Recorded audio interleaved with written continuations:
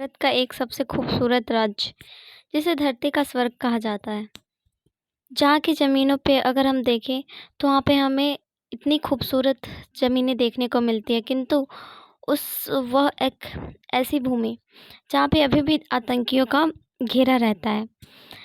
जहाँ की भूमि जो है राजनीतिक हिस्से से बहुत महत्वपूर्ण है। जी हाँ, हम बात कर रहे हैं जम्मू कश्मीर के बारे में, जो कि हमेशा ही राजनीतिक मामलों में यहाँ पे मुद्दे उठते रहते हैं। कभी आतंकवाद के तो कभी हम पहलगाम जैसे हमले देखने को मिलते हैं, कभी हमें कारगिल जैसा युद्ध इस क्षेत्र में देखने को मिलते हैं। तो बहुत सारी सिचुएशन जम्मू कश्मीर में देखने को मिलती है।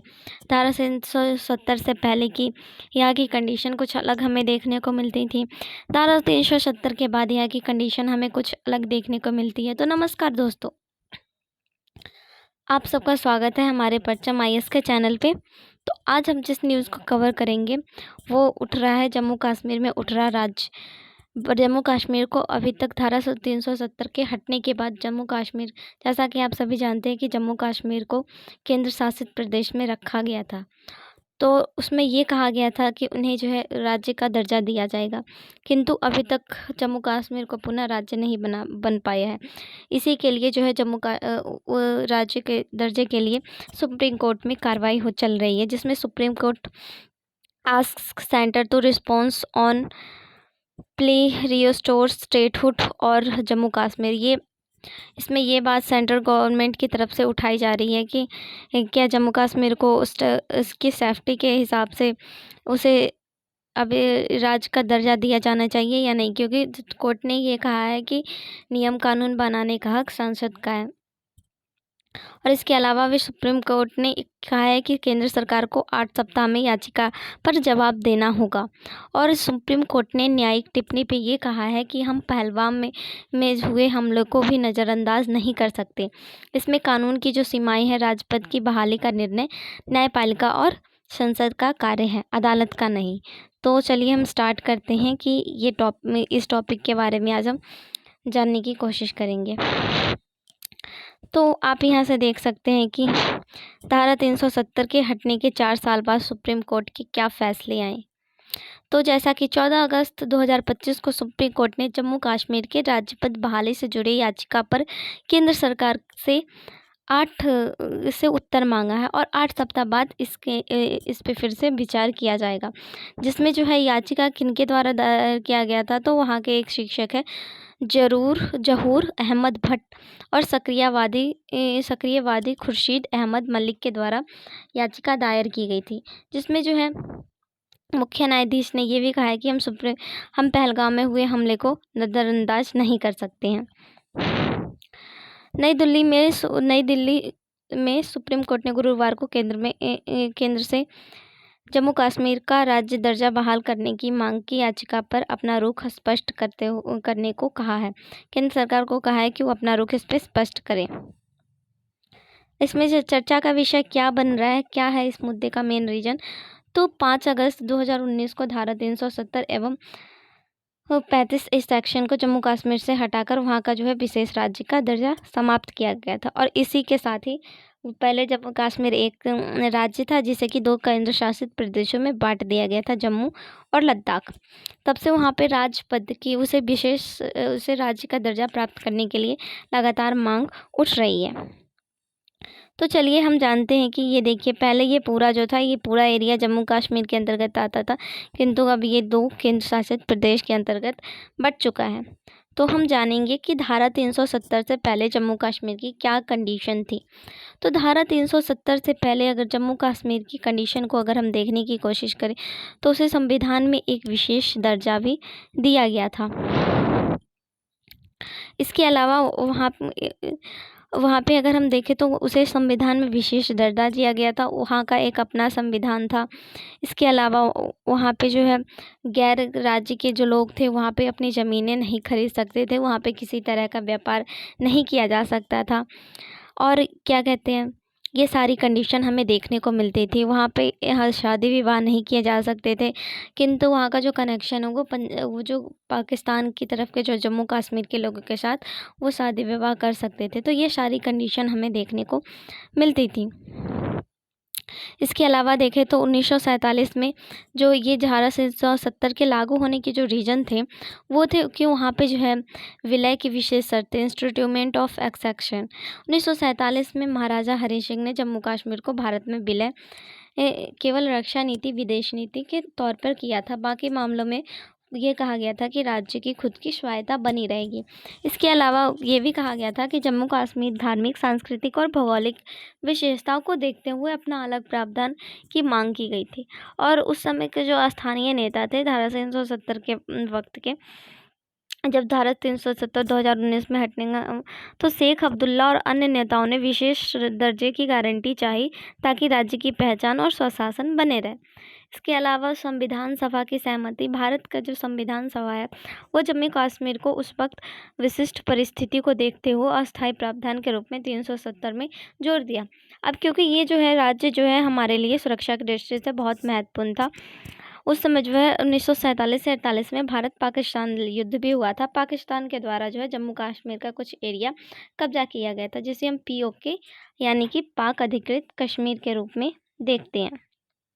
यहाँ पे की जो कश्मीर का एरिया हमें देखने को मिलता है। और साथ ही जो है अब यहाँ पे जो है जन भावनाओं का भी, क्योंकि तत्कालीन परिस्थितियों में जनता का भरोसा जीतने के लिए भारत ने ये कदम उठाए गए थे और धारा 370 इसके अंतर्गत आया था। अब चलिए हम देखते हैं कि इसमें जो 35 सेक्शन ए ये क्या कहता है कि धारा 370 लाने की वजह से क्या क्या कंडीशन आई 35 सेक्शन के अंतर्गत। तो वहाँ पे जो है ज़मीन खरीदने का हक केवल वहाँ के जो राज्य के वहाँ के जो स्थानीय निवासी है उन्हीं के पास है। इसके अलावा सरकारी नौकरी में उन्हीं को आरक्षण मिलेगा। छात्रवृत्ति एवं लाभ, ये सारी चीज़ें अनुच्छेद 35 के सेक्शन ए के अंतर्गत आता था। इसके अलावा धारा 370 के अंतर्गत ये भी कहा गया था कि जम्मू कश्मीर का अपना एक अलग संविधान और झंडा होगा। इसके अलावा अगर वहाँ की सुरक्षा की कंडीशन देखें तो सीमावर्ती क्षेत्र में आतंकवाद और घुसपैठ की भी संभावनाएं जब धारा 370 थी उस वक्त बहुत भारी मात्रा में हमें देखने को मिलते थे। वहाँ के जो बच्चे हैं वो फौजियों पे पथराव की भी सिचुएशन हमें देखने को मिलती थी। तो ये सारी कंडीशन देखने को मिलती। तो यहाँ से हम दे सकते हैं कि किन किन सिचुएशन में धारा 370 लागू होने की ये सारे रीजन जो उस वक्त बन रहे थे ये सारे हमें देखने को मिलते हैं। अब चलिए हम बात करते हैं कि 2019 से पहले का जो जम्मू कश्मीर था वो हमें इस टाइप का था और उसके बाद का जो जम्मू कश्मीर था वो जम्मू और लद्दाख के कंडीशन में बढ़ चुका था, जो 2 केंद्र शासित प्रदेश के रूप में आ चुका था। अब धारा 370 के हटने के बाद अभी जो हाल की जो मेन घटनाएं थी, अब उसके बाद का क्या रीजन हुआ। 5 अगस्त 2019 के बाद जब राज्य का पुनर्गठन किया गया तो जम्मू कश्मीर को केंद्र शासित प्रदेश और लद्दाख को अलग केंद्र शासित प्रदेश बनाया गया और वहाँ पे राजपद को समाप्त कर उच्च राज्यपाल जो कि लेफ्टिनेंट जो सेंट्रल गवर्नमेंट के अंतर्गत आती है उसे रखा गया था। वहाँ पे विशेष राज्य का दर्जा भी समाप्त कर दिया। वहाँ पे कुछ महीने के लिए कर्फ्यू और राष्ट्रपति शासन भी देखने को मिले। अब ये कंडीशन इसलिए लाइक ताकि आतंकवाद से निपटने के लिए सेना और अर्धसैनिक बलों की ताकत बढ़ाई जाए और वहाँ पे जो विरोधी प्रदर्शनकारी घटनाएं देखने को मिलती थी वो कम देखने को हमें मिलती थी धारा 370 के हटने के बाद। अब ये जो मामला उठ रहा है तभी से ये मामला उठाया जा रहा है कि जहर अहमद भट्ट और खुर्शीद मलिक के द्वारा कि जम्मू कश्मीर को राज्य का दर्जा क्यों नहीं मिल रहा है, क्योंकि केंद्र सरकार ने कहा था कि जम्मू कश्मीर को कंडीशन सिचुएशन ठीक होने के बाद राज्य का दर्जा मिलेगा। तो सुप्रीम कोर्ट ने इस पर कार्रवाई करते हुए कहा कि आगे के हम अभी उन्होंने केंद्र से जवाब मांगा है और 8 सप्ताह बाद इस पर कार्रवाई की जाएगी।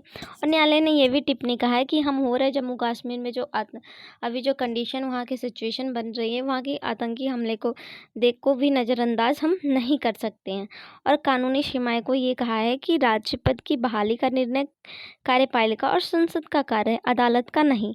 इसीलिए उन्होंने 8 सप्ताह में इसकी कार्रवाई की सिचुएशन बताई है।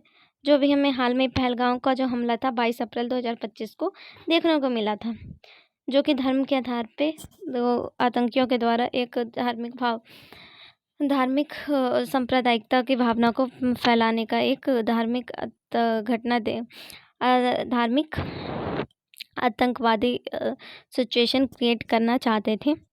तो ऐसी घटनाएं हमें देखने को मिलती है। अब इस पे जो है मुख्य न्यायाधीश ने अपनी कार्रवाई बता दी। अब इस पे याचिका के द्वारा मुख्य तर्क क्या दिया जा रहा है कि केंद्र शासन ने हमें पहले ही आश्वासन दिया था। साथ ही संविधान के तहत जनता के प्रतिनिधित्व का अधिकार है। उन्होंने ये कहा कि संविधान में ये कहा गया है कि जनता को प्रतिनिधित्व का अधिकार है।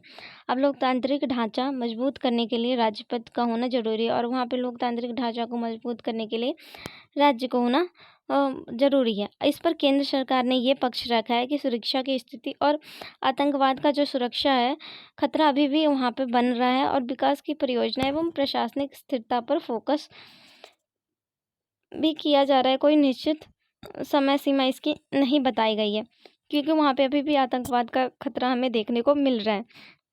तो ऐसी कंडीशन में हम उसे राज्य का दर्जा नहीं दे सकते हैं।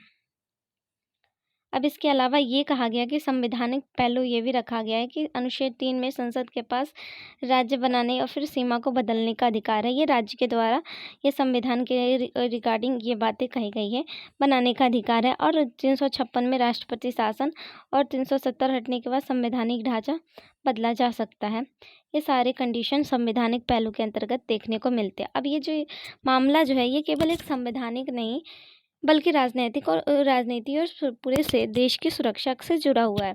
और राजपद की बहाली का जो समय सीमा है अभी के लिए बहुत चुनौतीपूर्ण है क्योंकि अभी की सिचुएशन के हिसाब से जम्मू कश्मीर में उसे एक राज्य का दर्जा मिलना बहुत ही मुश्किल देखने को मिल रहा है क्योंकि लोकतांत्रिक ढांचे की मजबूती एवं राष्ट्र की सुरक्षा दोनों का ही बराबरी से ध्यान रखा जाता है। तो thanks for watching this video और जुड़े रहिए हमारे साथ। अगर आपको ये वीडियो अच्छी लगे तो लाइक कीजिएगा। Thank you.